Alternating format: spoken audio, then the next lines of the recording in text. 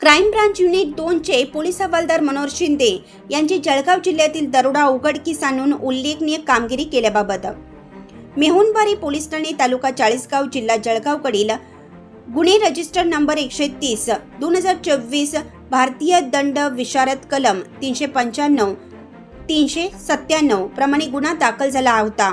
सदर गुन्ह्यात 16,76,000 रुपयांचा मुद्देमाल चोरीस केला होता। सदर गुन्हा अत्यंत किचकट स्वरूपाचा असल्याने गुन्ह्याची उकल होत नव्हती। त्यामुळे जळगाव जिल्ह्यात जास्तीत जास्त दरोडा उकल केलेले नाशिक शहर गुन्हे शाखा युनिट 2 चे नाशिक शहरकडील नेमणूक असलेले पोलीस हवालदार मनोहर शिंदे यांना जळगाव जिल्हा येथे सदर गुन्ह्याचे तपासकामी निवड झाली होती।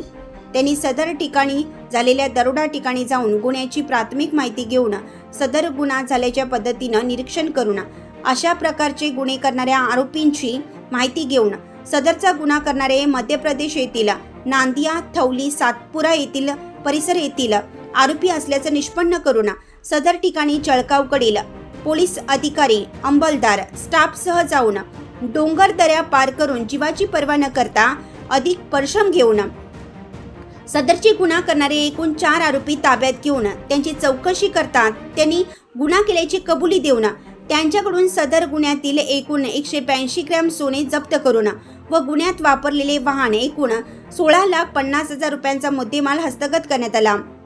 सदर आरोपींची सखोल चौकशी करता त्यांनी जळगाव जिल्ह्यात त्यांनी आणखीन दरोडा उकल होण्याची दाट शक्यता आहे।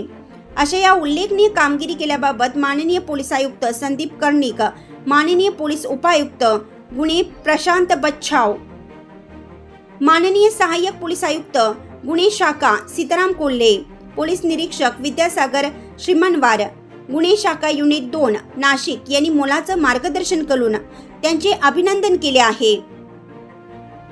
स्टार 24 फास्ट न्यूज साठी सिद्धार्थ लोखंडे।